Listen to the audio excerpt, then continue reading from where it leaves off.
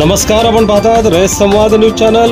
परंडा तालुक्यातील शेळगाव येथील जिल्हा परिषद प्राथमिक मराठी शाळेचे अतिवृष्टीमुळे मोठे नुकसान।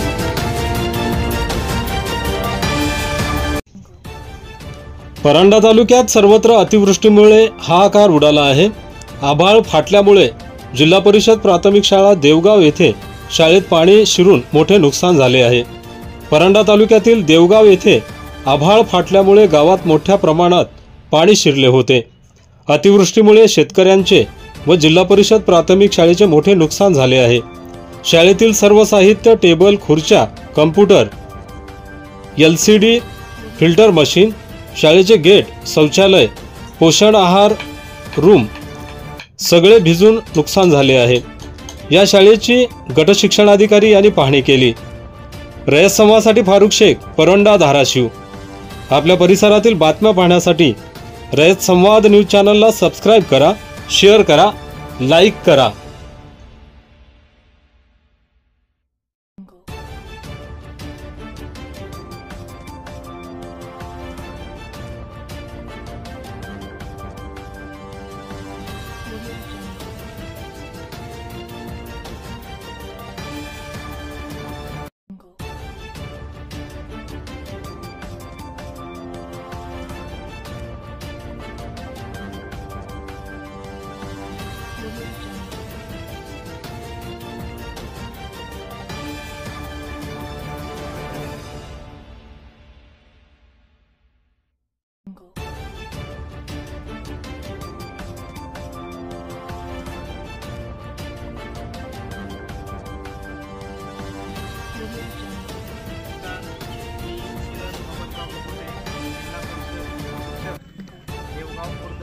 तालुका परंडा, जिल्हा धाराशिव या ठिकाणी काल आणि परवा आलेल्या महापुराच्या या भयानक आणि विदारक परिस्थितीमुळे आमच्या शाळेची झालेली दुरावस्था आपण पाहत आहात। या आमच्या शाळेमध्ये एकूण 1 ते 7 असे वर्ग आहेत। या वर्गामध्ये एकूण 103 विद्यार्थी या ठिकाणी शिक्षण घेतात।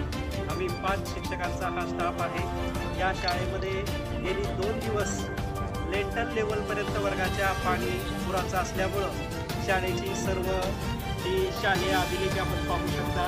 त्याच पद्धतीनं शाळेचं सर्व इन्फ्रास्ट्रक्चर असेल, शाळेतील LED असतील, शाळेतील शालेय पोषण आहार असेल, विद्यार्थ्यांची काही पाठ्यपुस्तकं असतील आणि सर्व शैक्षणिक साहित्य गेली 2 दिवस पाण्यामध्ये आहे।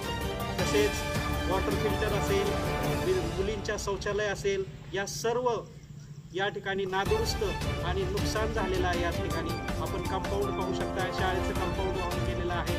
शाळेचे बेंच तुटलेले आहेत। सगळ्या स्मार्ट TV शाळेमध्ये ज्या 4 LED होत्या त्या देखील या ठिकाणी पूर्ण निकामी झालेल्या आहेत। आणि अशा पद्धतीनं अतिशय भयंकर असं नुकसान देवगाव खुर्द, तालुका परंडा, जिल्हा धाराशिव या शाळेचं झालेलं आपण पाहत आहोत। आम्हाला या ठिकाणी सर्वांचं प्रशासन, गावकरी आणि समाजातून या ठिकाणी सहकार्य व्हावं एवढी आमच्या जिल्हा परिषद प्राथमिक शाळेच्या वतीनं आपल्याला विनम्र अशी विनंती करतो। धन्यवाद।